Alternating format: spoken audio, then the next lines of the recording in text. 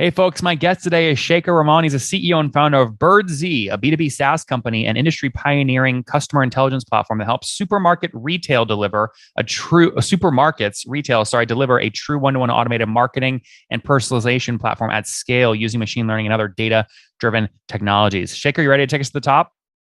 Yes, I am, Nathan. Good to be back on. I know it was 2019 last time you're on, so this is great. But just to be clear, for those that are just learning about Birdsea, are you only selling to grocery stores? Currently, yes. We have been asked by a number of other retailers who our platform will work for them, but maybe towards the beginning of next year is when we'll try to transition into maybe C stores. Okay, so I go into a grocery store. If they're using Birdsea, are they going to get my phone number or email, or how do they get that? Is that at the checkout when the people go, "Hey, do you want to give me your email address to get updated offers and stuff"?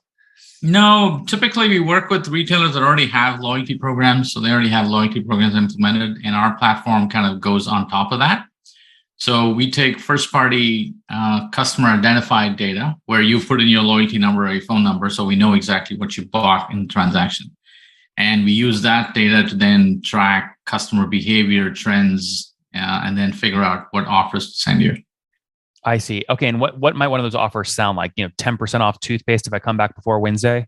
Yeah. So the unique thing with the Bird's Eye platform is typically the way the promotion industry works is it's CPG driven. So the brands will say, "Hey, here's what I want to put out coupons on, or here's what I want to give deals on," and then the retailers essentially will try to identify the audience that works best for those offers. What we did is we flipped the equation. We said, let's start with the shopper. Let's look at Nathan. Let's look at his purchasing behavior and what will get him back into the store. Forget about what's on sale.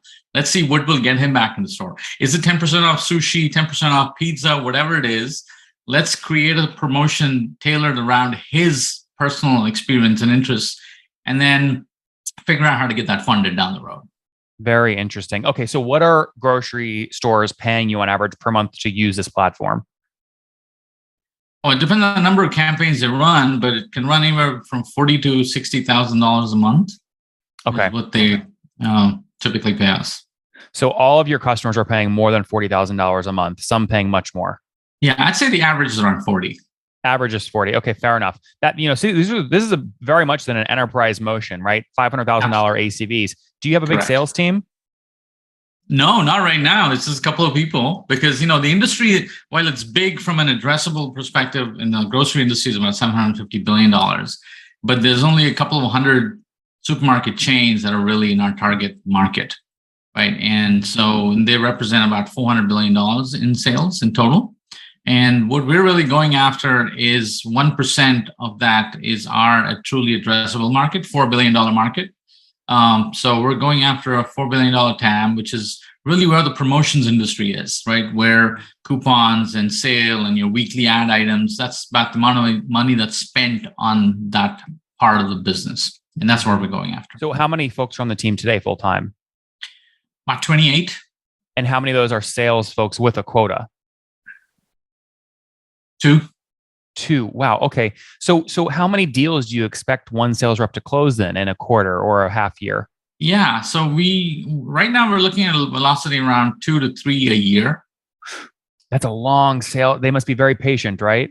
It is. Yeah, it is. The grocery industry is a tough business. So what we have been very successful at doing, however, is expanding revenue at existing customers constantly with innovation, right? So we've had a fantastic track record of going in at a retailer at maybe $10,000, $20,000 a month and expanding that out to $50,000, $60,000 a month in a couple of years.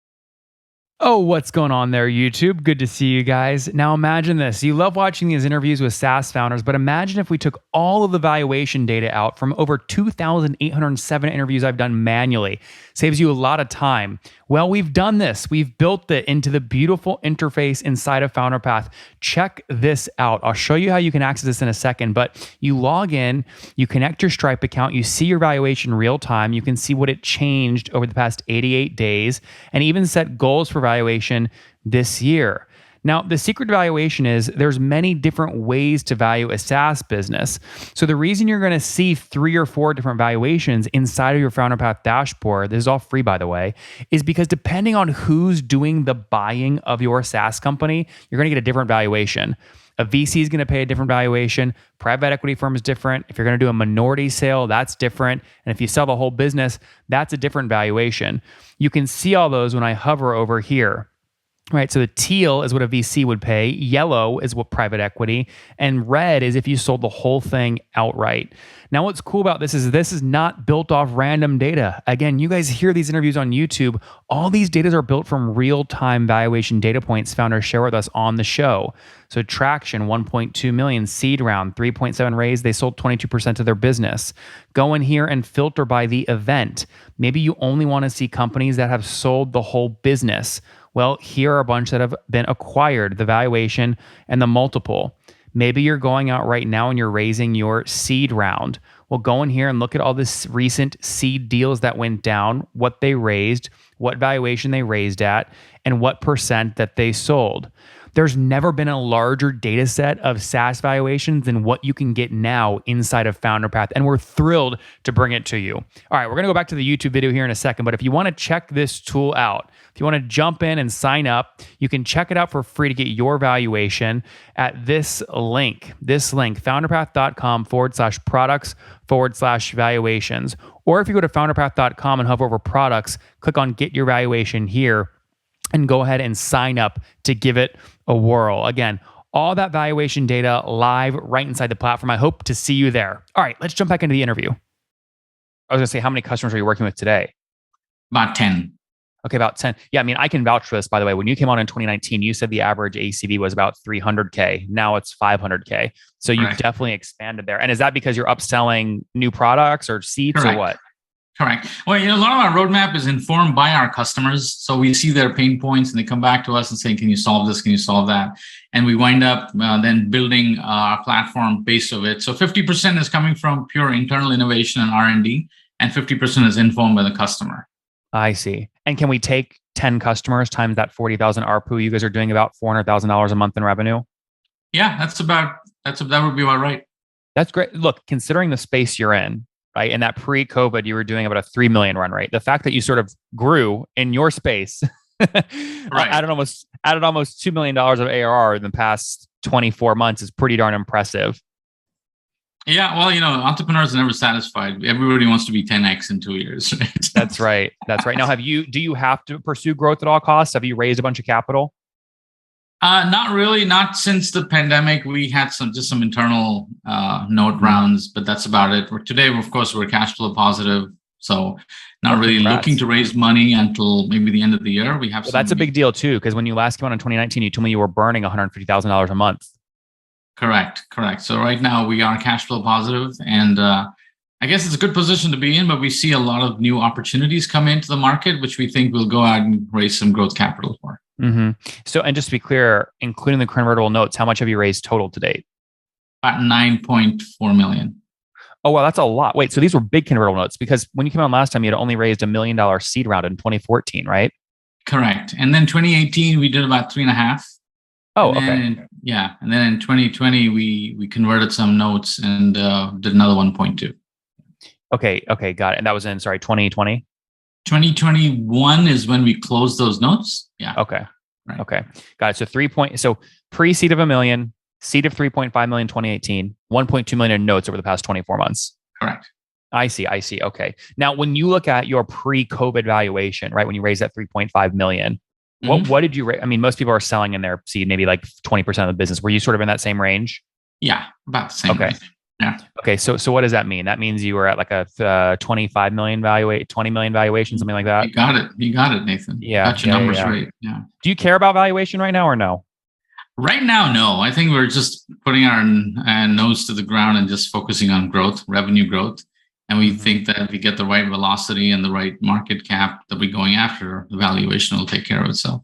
Mm-hmm. So if you do want to go out and raise some growth equity, what do you think you have to get revenue to before you can do a competitive growth equity round? I think if we finish this year with a 5 million realized revenue, I think we'll get about a $50 to $60 million valuation. Value. Yeah. Interesting. So maybe you'd be looking at like around like either late Q4 this year or early Q1 next year. Yeah. We're thinking more early Q1. Early Q1. Interesting. And how are you thinking about that? I mean, would you structure that has 100% on balance sheet, or would there be a portion of secondary? Like, you're getting to the stage where you can probably pull secondary, right? Yeah, I think we're thinking about a couple of things. Obviously there've been some investors who've been with us from day one, so we're trying to see if we can give them some early exit options, liquidity options, and to help some of the initial team take some money off the table, and maybe raise a larger round do a recap plus some growth capital. Hey, one thing you should consider, by the way, so as you know, Founder Path now we're at $120 million fund. One of our big use cases is exactly what you just described, right? So you raised $1 million pre-seed in 2014. They've been around for 6, 7, 8 years. They're probably going, Shekar, man, give me a return here. So let's say you have to negotiate what to pay them out at. So they're going to say, give me 10x, and you're going to say, I'll pay 2x. Right. But let's say you agree on 2x. So you need $2 million. Because your revenue is at almost 5 million, we could give you up to 50% of your ARR. So we could give you 2.2 million and go use it, and you can use it to go buy out your early investors and buy back 20% equity. Right. That seems like a pretty good thing. You should look into it. Yeah. I'm not pitching you. I'm more just telling the story so everyone else can hear it and go, oh, okay, I could see how that would work. But we should actually talk about that offline. We'll see if it works. Absolutely. All right. Talk to me about more product, right? So you've doubled ARPU, right? So what new products are you building for these grocery chains? Yeah, so I think one of the I think it's quite revolutionary, which is typically what happens like Nathan, like I said, in the promotions business is retailers go out and seek deals from brands like your Kellogg's and Unilevers. And they say, okay, I'm going to give you $1 off a case of cereal. And then what the retailer will then go do is go put it on their weekly ad on their front page, hoping to move that at $1 off, right? Yep. So they're restricted by the amount of deals that they have to offer back to the shoppers. And that, I think, is a huge constriction on personalization, because you don't really care what's on sale or not. You want a product, if you go to the store. And so what we decided to do is let's flip this equation. And I think the challenge that the retailers had was really, they didn't have systems that were big enough to figure out, if you had 1 million customers, how do you create unique deals for each of those 1 million shoppers? Yeah. Right? That's really the problem we solved. Is we have a system now that automatically generates for every individual shopper 6 to 8 offers a week that gets emailed out to them and executed. Wow. So think about now using the entire store catalog for creating your promotions.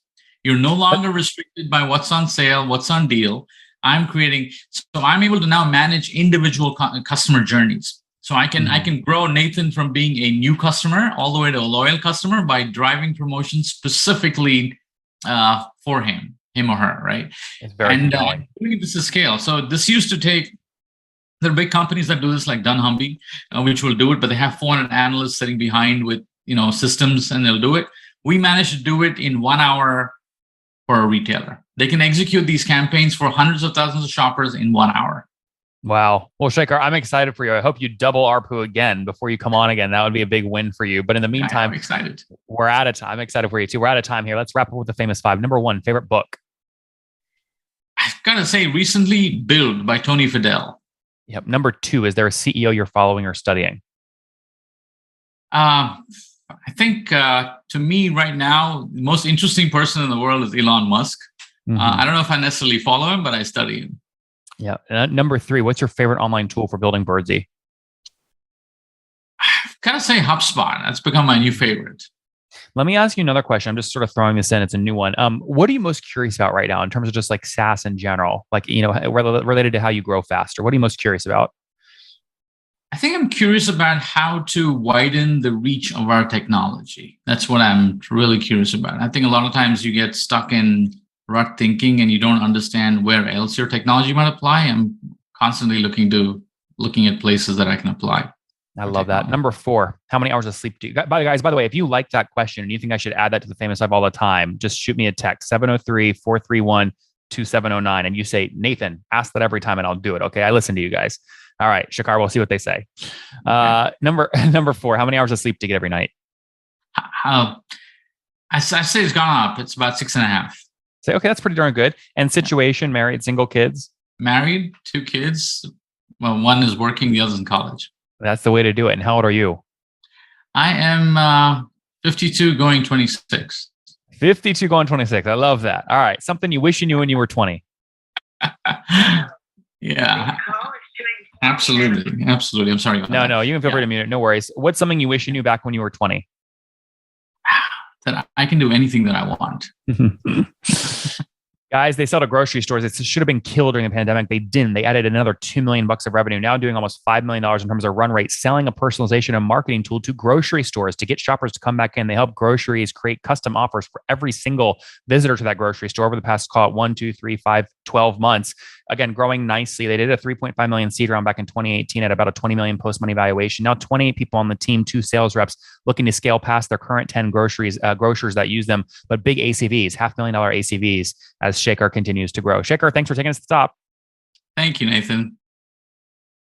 One more thing before you go. We have a brand new show every Thursday at 1 p.m. Central. It's called Shark Tank for SaaS. We call it Deal or Bust. One founder comes on, 3 hungry buyers, they try and do a deal live, and the founder shares back-end dashboards, their expenses, their revenue, ARPU, CAC, LTV, you name it, they share it. And the buyers try and make a deal live. It is fun to watch every Thursday, 1 p.m. Central. Additionally, remember, these recorded founder interviews go live. We release them here on YouTube every day at 2 p.m. Central. To make sure you don't miss any of that, make sure you click the subscribe button below here on YouTube, the big red button, and then click the little bell notification to make sure you get notifications when we do go live. I wouldn't want you to miss breaking news in the SaaS world, whether it's an acquisition, a big fundraise, a big sale, a big profitability statement, or something else. I don't want you to miss it. Additionally, if you want to take this conversation deeper and further, we have by far the largest private Slack community for B2B SaaS founders. You want to get in there. We've probably talked about your tool if you're running a company or your firm if you're investing. You can go in there and quickly search and see what people are saying. Sign up for that at nathanlatka.com/Slack. In the meantime, I'm hanging out with you here on YouTube. I'll be in the comments for the next 30 minutes. Feel free to let me know what you thought about this episode. And if you enjoyed it, click the thumbs up. We get a lot of haters that are mad at how aggressive I am on these shows, but I do it so that we can all learn. We have to counter those people. We got to push them away. Click the thumbs up below to counter them and know that I appreciate your guys' support. All right, I'll be in the comments. See ya.